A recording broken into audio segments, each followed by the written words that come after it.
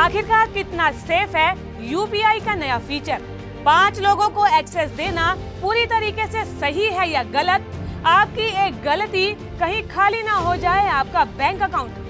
UPI यानी कि जहां मन किया, जैसा मन किया, जिसको मन किया वहां हम पेमेंट कर देते हैं और आज के समय में हमें ये सुविधा सबसे ज्यादा सरल लगती है और इसी को देखते हुए यूपीआई सर्कल नाम का एक नया फीचर जो है यूपीआई पेमेंट में जोड़ दिया गया है। लेकिन सबसे बड़ा सवाल तो यही खड़ा होता है कि यूपीआई सर्कल के नाम का जो ये फीचर है ये हमारे लिए कितना सेफ है, क्योंकि आज के समय में स्कैमर्स की नजर हमारे खाते पर है और कोई ना कोई फ्रॉड के मामले सामने आते हैं। ऐसे में यूपीआई सर्कल को लेकर जो बड़े बड़े दावे किए जा रहे हैं, उन दावों की हकीकत क्या है और कितना ये पूरी तरीके से सेफ है? 5 लोगों को एक्सेस दिए जाने की जो बात यूपीआई सर्कल में की जा रही है, क्या वाकई में अपने खाते का एक्सेस किसी और को दे देना सही रहेगा? एनपीसीआई ने यूपीआई में यूपीआई सर्कल नाम का फीचर जोड़ा है। इस फीचर में वो यूजर भी यूपीआई का इस्तेमाल कर सकते हैं जिनका बैंक अकाउंट यूपीआई से लिंक नहीं है। भारतीय रिजर्व बैंक के गवर्नर शशिकांत दास ने ग्लोबल फिनटेक फेस्टिवल यानी कि जीएफएफ 2024 में यूपीआई सर्कल फीचर को लॉन्च किया था। इस फीचर को लॉन्च करते हुए शशिकांत दास ने कहा था कि इस फीचर के जरिए अब 2 लोग एक बैंक अकाउंट से आसानी से यूपीआई इस्तेमाल कर सकते हैं। इस फीचर के आने से डिजिटल पेमेंट में वृद्धि होगी। अब सबसे बड़ा सवाल तो यह खड़ा होता है कि यूपीआई सर्कल कोई झोल तो नहीं है?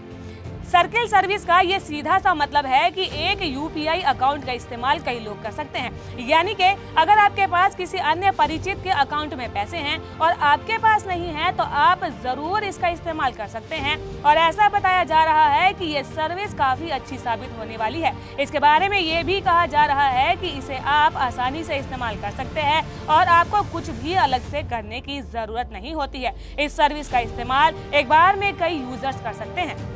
यूपीआई सर्कल के नए फीचर को इस्तेमाल करने से पहले जान लीजिए कि आपने क्या सावधानियां रखनी है और इसका इस्तेमाल करना किस तरीके से है।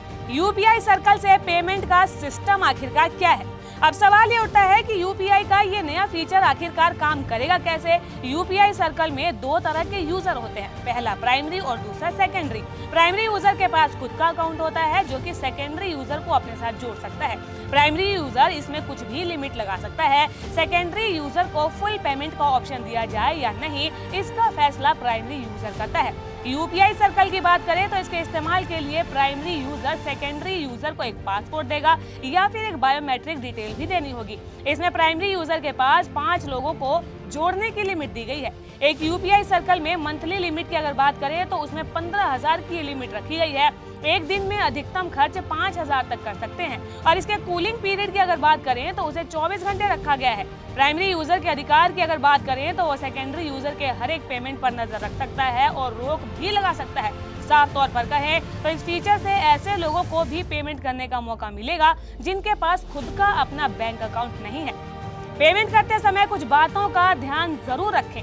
पेमेंट करते समय आपको कुछ चीजों का खास ध्यान भी रखना होता है और जब भी आप पेमेंट करें तो पहले अपने पेमेंट ऑप्शन का जरूर ध्यान रखें। इसके साथ ही पेमेंट करने से पहले अपने पेमेंट मोड का जरूर चेक कर लें। दरअसल ये एक प्रकार से पे लेटर फीचर की तरह काम करता है और इसमें ऐसे ही फीचर्स मिलते हैं। लोगों को सुविधाएं देने के लिए आज के डिजिटल युग में कई तरह की नई चीजों को इंट्रोड्यूस किया जा रहा है, लेकिन किसी भी तरीके की नई चीज को इस्तेमाल करने से पहले उसके फीचर्स के बारे में जरूर जांच लें और उसकी सिक्योरिटी के बारे में जानकारी तो जरूर ही रख लें। कहीं ऐसा ना हो कि आपकी एक गलती और पूरा बैंक अकाउंट ही खाली हो जाए।